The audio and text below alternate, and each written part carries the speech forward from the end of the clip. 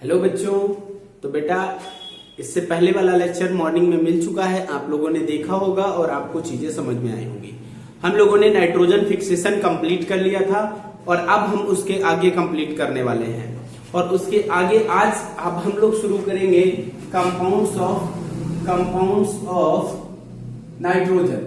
तो ठीक है बेटा, हम लोग शुरू करते हैं कंपाउंड्स ऑफ नाइट्रोजन। तो नाइट्रोजन से जो कंपाउंड्स बनते हैं उनके बारे में पढ़ना है। देखो, नाइट्रोजन के कंपाउंड को सिलेबस से नहीं हटाया गया है, जबकि फास्फोरस के कंपाउंड को सिलेबस से हटा दिया गया है। ठीक है, लेकिन कंपाउंड्स ऑफ नाइट्रोजन अभी आपके सिलेबस में हैं। ठीक है, तो हम लोग अब बेटा पढ़ने वाले हैं, क्या पढ़ेंगे? कंपाउंड्स ऑफ नाइट्रोजन अब हम लोगों को पढ़ना है। ठीक है, तो चलो शुरू करते हैं कंपाउंड्स ऑफ नाइट्रोजन। देखो कौन कौन से कंपाउंड्स ऑफ नाइट्रोजन, मतलब ये नाइट्रोजन के यौगिक। ठीक है, कौन कौन से? नंबर 1 है अमोनिया। अमोनिया फार्मूला होता है अमोनिया का NH3। ठीक है, अमोनिया। नंबर 2 नाइट्रिक एसिड यानी नाइट्रिक अम्ल। नाइट्रिक एसिड फार्मूला होता है HNO3। ठीक है, उसके बाद बेटा नाइट्रोजन, ऑक्साइड ऑफ नाइट्रोजन हमें पढ़ने हैं। ऑक्साइड ऑफ नाइट्रोजन, तो ऑक्साइड ऑफ नाइट्रोजन होता है और oxy acid of nitrogen. Oxy acid of nitrogen ये हमें पढ़ना है। लेकिन बच्चों आप लोग जो रिड्यूस सिलेबस है उसको अगर देखोगे तो ये जो स्टार मैंने जिन पर बनाया है इनको हटा दिया गया है, इनको नहीं पढ़ाया, मतलब रखा गया है, जिसमें उन्होंने ऑक्सी एसिड ऑफ नाइट्रोजन की बात नहीं की है। लेकिन इससे पहले ऑक्सी एसिड सिलेबस में हमारे हिसाब से नहीं था, लेकिन हम लोग पढ़ा देते थे बच्चों को, तो हम पढ़ा देंगे। ऑक्साइड ऑफ नाइट्रोजन आप छोड़ दीजिएगा, या कहोगे तो मैं ऑक्साइड ऑफ नाइट्रोजन भी पढ़ा दूंगा। ठीक है, तो हमें ammonia, nitric acid, oxy acid of nitrogen और ऑक्साइड ऑफ नाइट्रोजन पढ़ना है। ठीक है, तो ये हमारे सिलेबस में इतना हमें पढ़ना है। तो अब हम इसी सीरीज में सबसे पहले अमोनिया को लिखते हैं और अमोनिया से स्टार्ट करते हैं। ठीक है, तो चलो सभी लोग हेडिंग डालो अमोनिया। सभी लोग हेडिंग डालेंगे, हम लोग सेंट्रल हेडिंग अमोनिया। ठीक है, इतना लिखने के बाद अब हम लिखेंगे अमोनिया। ठीक, तो चलो बच्चों अमोनिया पढ़ते हैं। ठीक है, तो चलो बेटा हम लोग बात करते हैं अब अमोनिया की। NH3 उसका मॉलिक्यूलर फार्मूला होता है।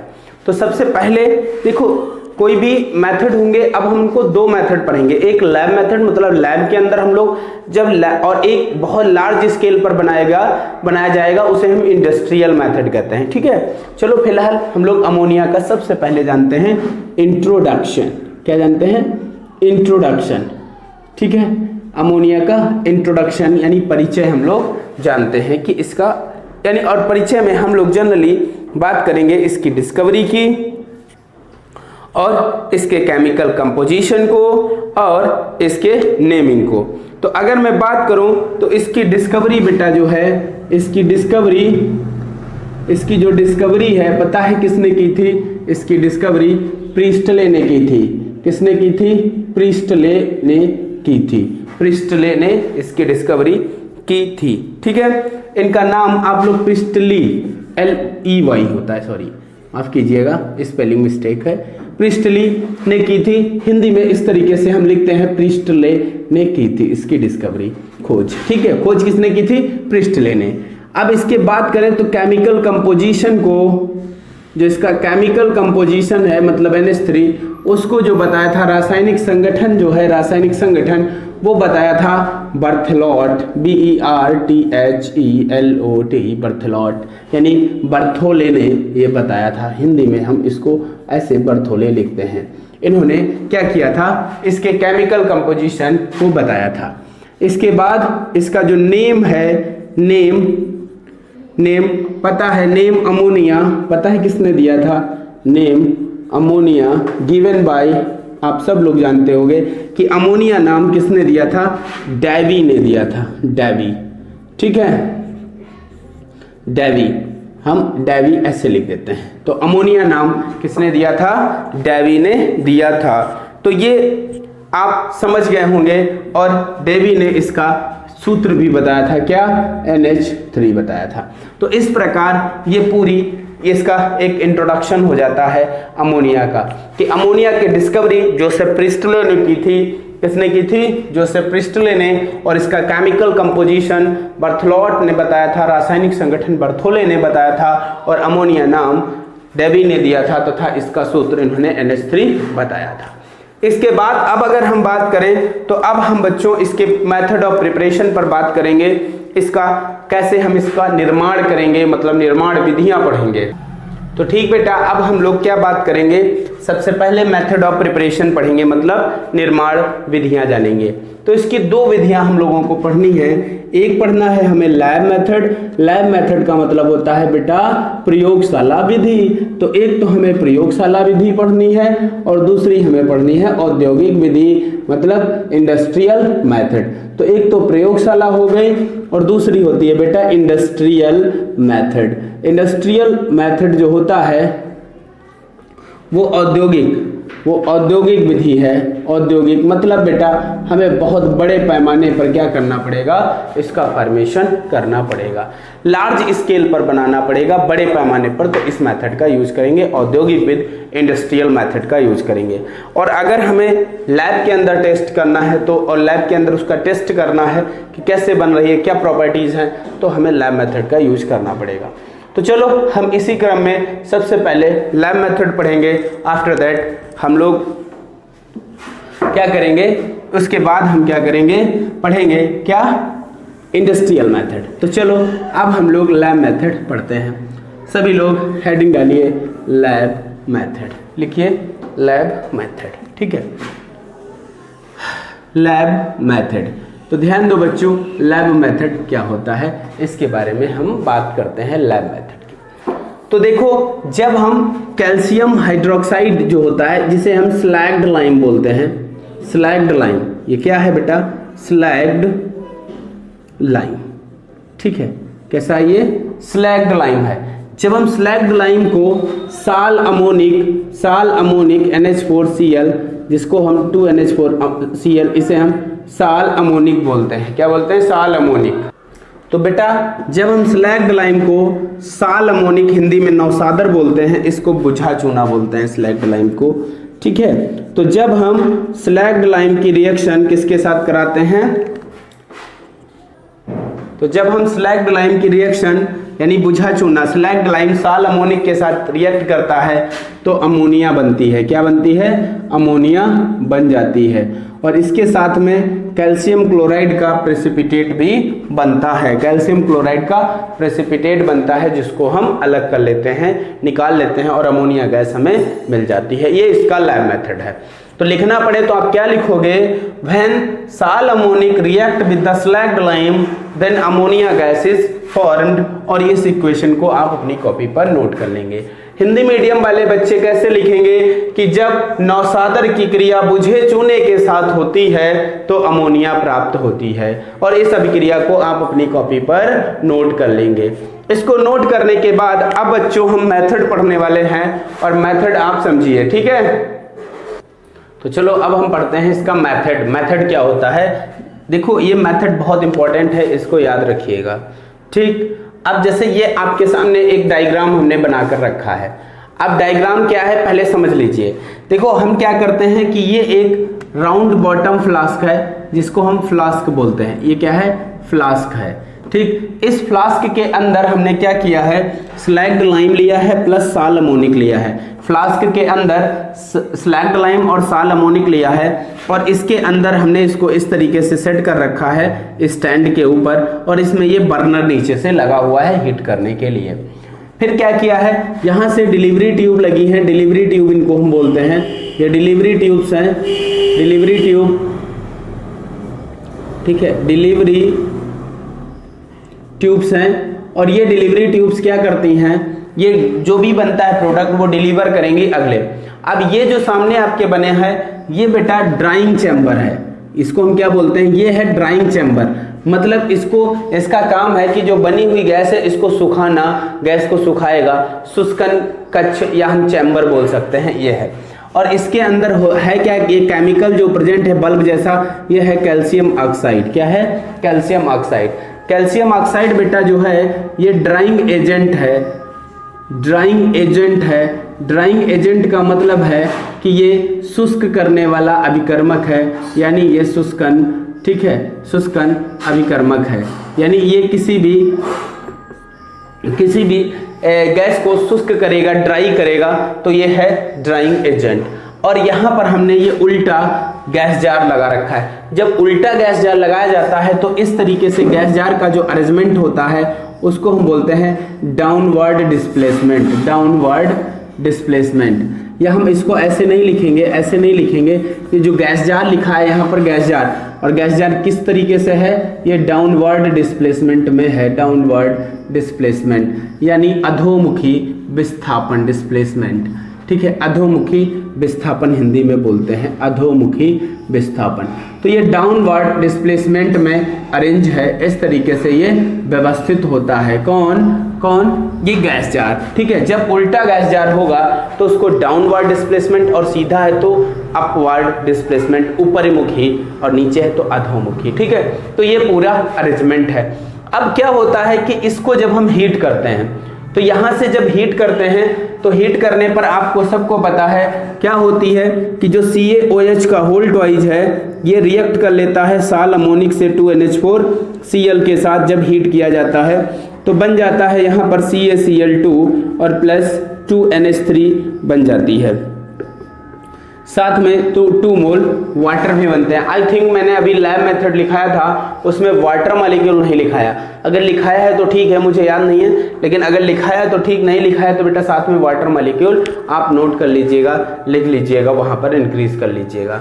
तो ये अमोनिया गैस बन गई, क्या बन गई, ये अमोनिया गैस बन गई हीट करने पर। लेकिन अमोनिया के साथ साथ वाटर भी बन रहा है, ये तो प्रेसिपिटेट के रूप में नीचे है, गैस के ऊपर जाएगी, और साथ में वाटर की वेपर भी ऊपर की ओर जाएगी। बच्चों ये मुझसे गलती हुई है, इस वाटर को आप इंक्रीज कर लेना, अभी जो ऊपर लैब मेथड लिखा उसमें इक्वेशन लिखी वहां पर इंक्रीज कर लीजिएगा। तो अब क्या होगा कि प्लस साथ में वाटर बना, वाटर वेपर भी गई, तो यहां से जब आगे की ओर ये जाएगा, ठीक है, ये डिलीवरी ट्यूब है, आपको पता है, इसको हम साफ कर दे रहे हैं। तो इसके साथ में जब ये आगे जाएगी तो पता है गैसेस आगे बढ़ेंगे, और गैस क्या होगी, अमोनिया होगी, और प्लस यहाँ पर वाटर होगा। तो जैसे ये आगे की ओर यहाँ बल्ब से गुजरेंगे तो जितनी वाटर की इम्प्योरिटी है वो सारी एब्जॉर्ब हो जाएगी CaO द्वारा, वाटर सारा यहाँ एब्जॉर्ब हो जाएगा, और यहाँ आगे सिर्फ और सिर्फ कौन सी गैस निकलेगी, अमोनिया गैस, और अमोनिया गैस यहाँ कलेक्ट हो जाएगी और ये अमोनिया गैस हमें मिल जाएगी। इस प्रकार ये अमोनिया बनाने का लैब मेथड है। अगर आपको लिखना पड़े तो कैसे लिखेंगे आप समझ लीजिए। हिंदी मीडियम वाले एक बार सुन लो, फिर मैं इंग्लिश में बताता हूँ। सर्वप्रथम उपकरण को चित्रानुसार व्यवस्थित करते हैं, तत्पश्चात गोल पेंदी के फ्लास्क में बुझा चूना तथा नवसादर के मिश्रण को लेकर बर्नर की सहायता से गर्म करते हैं। तत्पश्चात अमोनिया बनती है तथा प्राप्त गैसीय मिश्रण को CaO द्वारा शुष्क करके अधोमुखी विस्थापन द्वारा गैस जार में एकत्र कर लिया जाता है। इतना आप लोग लिखेंगे और नीचे ये डायग्राम बना देंगे। इंग्लिश मीडियम वालों को अगर लिखना हो तो कैसे लिखेंगे, firstly apparatus arranged according to the diagram. Firstly, apparatus arranged according to the diagram. Then in round bottom flask we take the mixture of slacked lime and sal ammonic, which is heated with the help of burner. Then ammonia gas is formed. Then ammonia gas is formed with water, which is dry by the calcium oxide and stored in the gas jar present in downward displacement. और इस तरीके से लिखकर diagram नीचे draw कर लोगे। तो इस प्रकार ये अमोनिया प्रिपरेशन का क्या हुआ, लैब मेथड हुआ। अब देखो बेटा एक बात ध्यान रखो कि जो अमोनिया गैस जिससे जो ड्राइंग एजेंट होते हैं, ड्राइंग जो मतलब शुष्क करने वाले अभिकर्मक होते हैं, ड्राइंग एजेंट। तो ड्राइंग एजेंट के रूप में पता है कौन कौन से यूज होते हैं, ड्राइंग एजेंट के रूप में कौन कौन से यूज होते हैं। ड्राइंग एजेंट P2O5 भी होता है, H2SO4 भी होता है, कैल्शियम ऑक्साइड भी होता है, ठीक है, कैल्शियम ऑक्साइड भी होता है, CaCl2 भी होता है। तो ये सभी जो होते हैं वाटर को अब्जॉर्ब करने का काम करते हैं। ये जितने भी केमिकल आपके सामने लिखे हुए हैं, लेकिन यहाँ याद रखिएगा, यहाँ हम लोग सिर्फ और सिर्फ किसका यूज कर सकते हैं, CaO का यूज कर सकते हैं। ना तो P2O5 यूज करेंगे, ना ही H2SO4 यूज करेंगे, ना ही CaCl2 का प्रयोग करेंगे इसको ड्राई करने के लिए। अब ऐसा क्यों है कि हमें अमोनिया गैस को ड्राई करने के लिए सिर्फ कैल्शियम ऑक्साइड यानी CaO की ही जरूरत पड़ती है, बाकी सारे केमिकल्स की जरूरत क्यों नहीं पड़ती है और का हम क्यों नहीं प्रयोग कर सकते हैं? तो ऐसा होता है कि अमोनिया गैस इन सभी से रिएक्ट कर जाती है। P2O5 होगी, उससे भी रिएक्ट कर जाएगी, H2SO4 से भी रिएक्ट कर जाएगा, CaCl2 से। तो अमोनिया इन सब से रिएक्ट कर जाती है, जिसके कारण क्या करते हैं, इनका यूज नहीं करते हैं। लेकिन CaO जो है उससे अमोनिया गैस रिएक्ट नहीं करती है, इसीलिए हम ड्राई करने के लिए कैल्शियम ऑक्साइड का यूज करते हैं। ठीक है, तो ये बात आप याद रखिएगा। अब इसके नीचे आपको हम एक नोट लिखा देंगे, ये डायग्राम बना लेंगे। अब आगे लिखते हैं, तो इसके नीचे एक नोट लिख लीजिए, नोट लिख लो। ठीक है, for drawing of ammonia gas calcium oxide is used, यानी अमोनिया को शुष्क करने के लिए कैल्शियम ऑक्साइड का प्रयोग किया जाता है। इतना ये लिख लीजिए। ठीक है, इसके साथ एक अब क्वेश्चन लिखिए, सभी लोग क्वेश्चन लिखिए, हिंदी मीडियम वाले पहले लिख लो क्या कारण है कि अमोनिया को शुष्क करने के लिए H2SO4 P2O5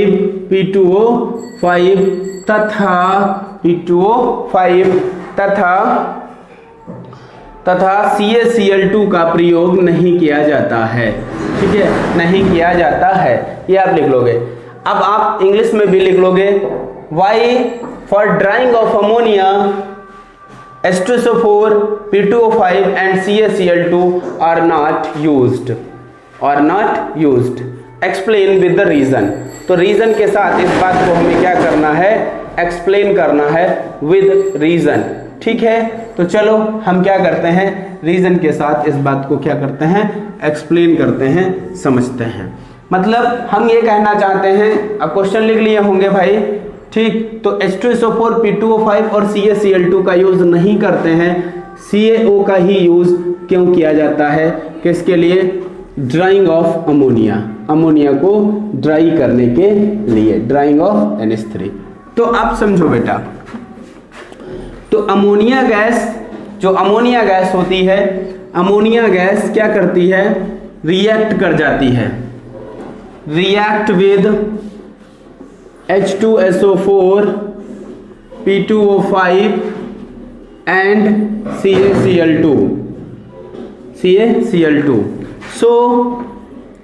So they are not used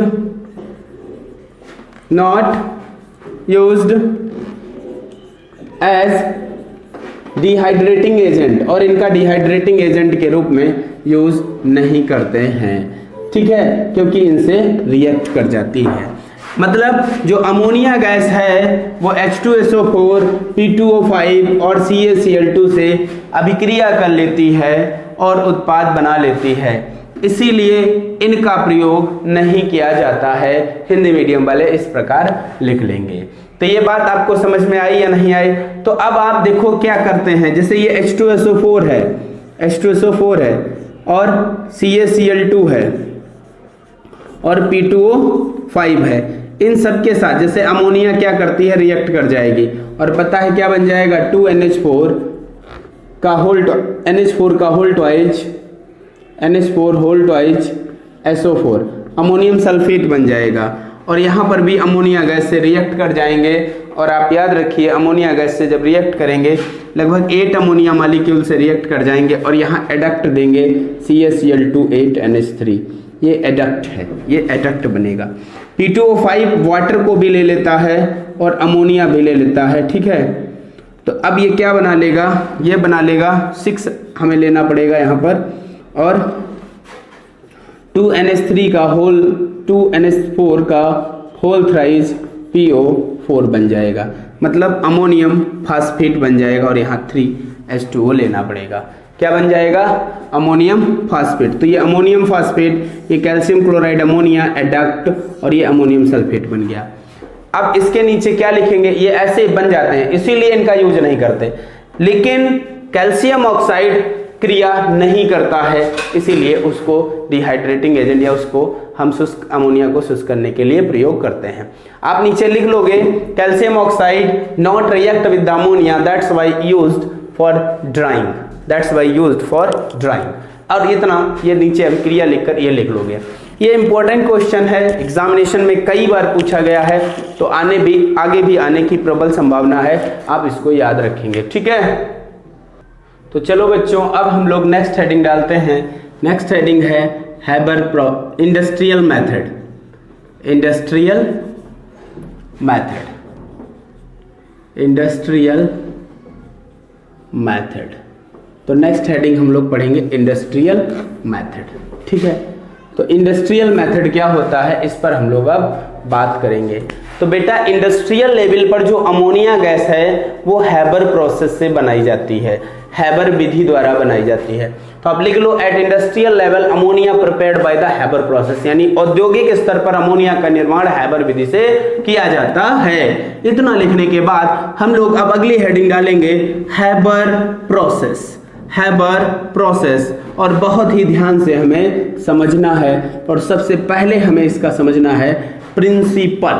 principal इसका क्या है, यानी इसका सिद्धांत क्या है वो हमें समझना है, इसका प्रिंसिपल समझना है। देखो क्या होता है बेटा, ध्यान दीजिएगा। हम क्या करते हैं, नाइट्रोजन लेते हैं, नाइट्रोजन और प्लस ये भी गैस है और ये भी हाइड्रोजन भी लेते हैं, हाइड्रोजन भी गैस है, ठीक है। अब नाइट्रोजन और हाइड्रोजन गैस जो होती है इसके मिक्सचर को एक, यानी नाइट्रोजन और हाइड्रोजन को हम 1:3 रेशियो में लेते हैं, 1:3 रेशियो में नाइट्रोजन और हाइड्रोजन को लेते हैं। और लेने के बाद इनको हम क्या करते हैं, अब इनको हीट करना पड़ेगा। लेकिन हीट कैसे करेंगे, हीट करने के लिए हमें यहाँ पर कुछ कंडीशंस अप्लाई करनी पड़ती हैं, उन कंडीशंस में ही करोगे। मतलब आयरन कैटालिस्ट होगा, यानी आयरन उत्प्रेरक होगा, कैटालिस्ट समझते हो, उत्प्रेरक। और मोलिब्डेनम प्रमोटर होता है, मोलिब्डेनम प्रमोटर होता है। इसकी प्रेजेंस में इसको हम हीट करेंगे about 450 degree Celsius temperature and 200 atm pressure. इतने एटमॉस्फेयर प्रेशर पर हम इसको हीट करेंगे। जब हम इतने एटमॉस्फेयर प्रेशर पर इसको हीट करेंगे तो हीट करने पर क्या होगा, ये आपस में रिएक्ट कर जाएंगे और यहाँ पर अमोनिया गैस बन जाएगी, यानी 2NH3 बन जाएगा प्लस 22.4 किलो कैलोरी एनर्जी निकल जाएगी। 22.4 किलो कैलोरी क्या निकल जाएगी, एनर्जी यहाँ से साथ में निकलेगी।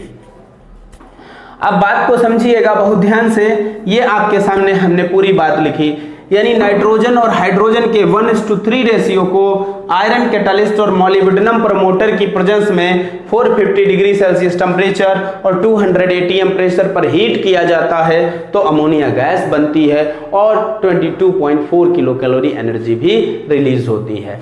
और ये रिएक्शन, तो इसको हमें लिखना पड़े लैंग्वेज के रूप में, तो प्रिंसिपल में क्या लिखेंगे, when mixture of nitrogen, mixture of environmental nitrogen and hydrogen taken into 1:3 ratio and heated in the presence of iron catalyst, molybdenum promoter at 450 degree Celsius temperature and 200 atm pressure, then ammonia gas is formed। और नीचे हम इसको ये लिख सकते हैं।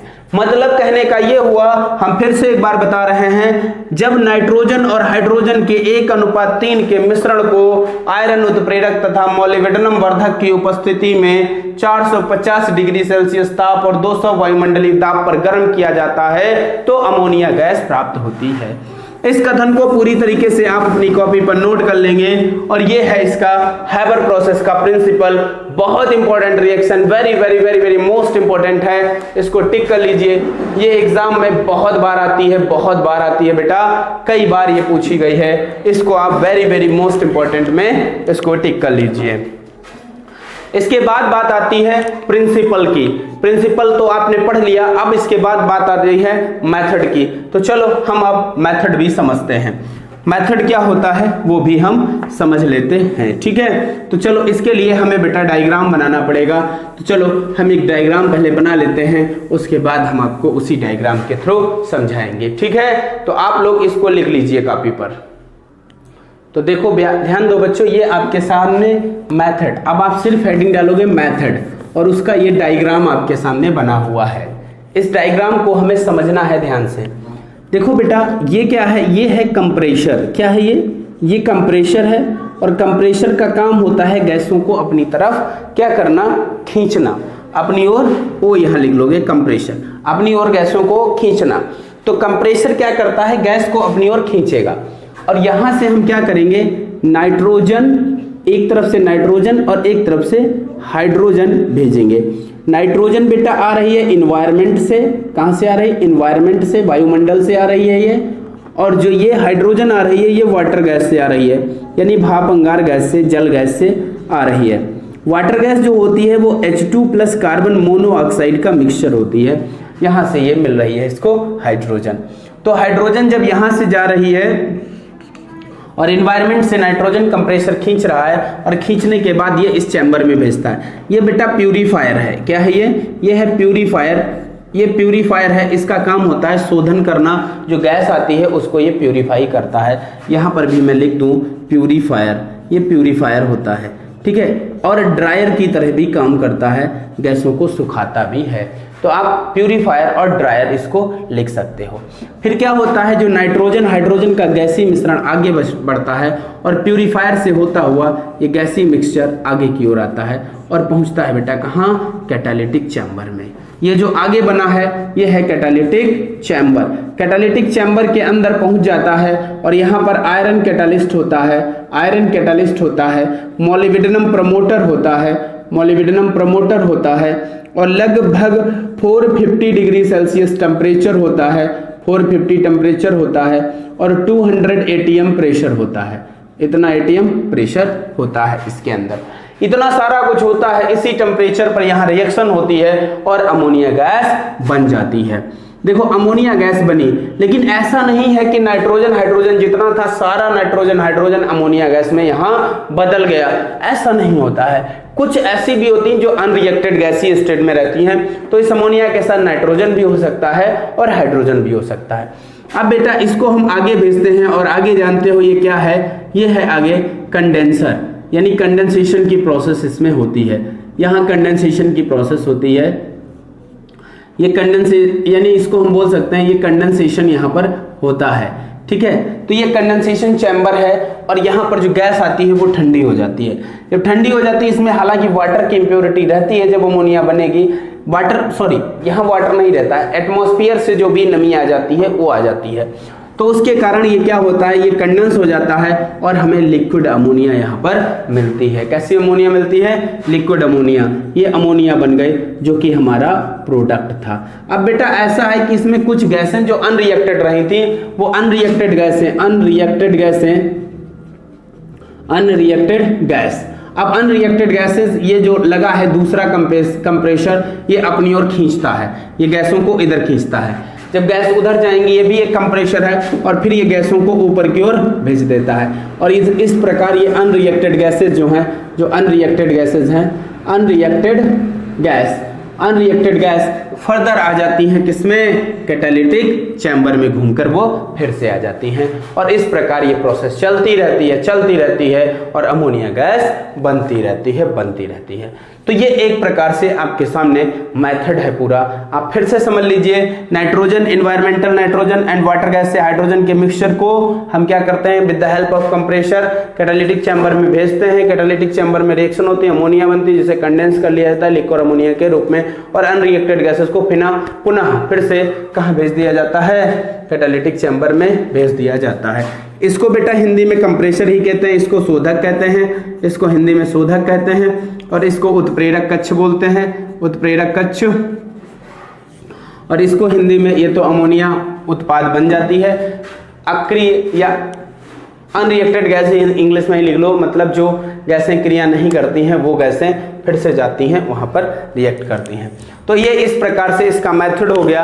Method की language अगर चाहो तो हम लिखवा देते हैं। सर्वप्रथम हिंदी मीडियम वाले सुनो, सर्वप्रथम उपकरण को चित्रानुसार व्यवस्थित करते हैं, तत्पश्चात नाइट्रोजन तथा हाइड्रोजन के मिश्रण को कंप्रेसर की सहायता से शोधक कक्ष में भेजते हैं। शोधक कक्ष में गैसों का शोधन होता है, तत्पश्चात इसे उत्प्रेरक कक्ष में भेजा जाता है जहां उत्प्रेरक रखा होता है और उच्च ताप होता है। यहाँ पर क्रिया होती है और अमोनिया गैस बनती है जिसे संघनित्र द्वारा संघनित करके एक लिक्विड द्रव अमोनिया के रूप में एकत्र कर लिया जाता है तथा अक्रिय गैसें तथा न क्रिया तथा जो गैसें क्रिया नहीं करती हैं उन्हें पुनः उत्प्रेरक कक्ष में भेज दिया जाता है। ये हो गया।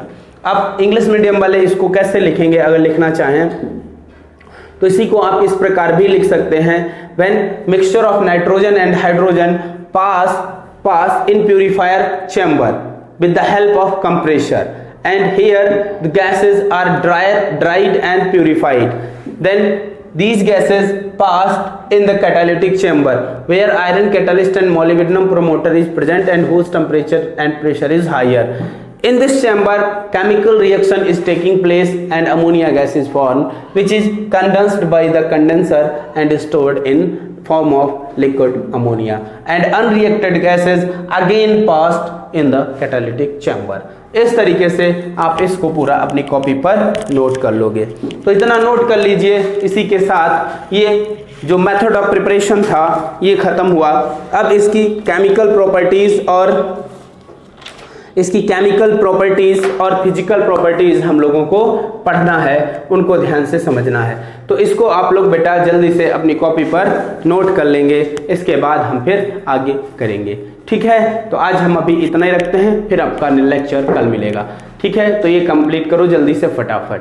बहुत बहुत धन्यवाद बच्चों।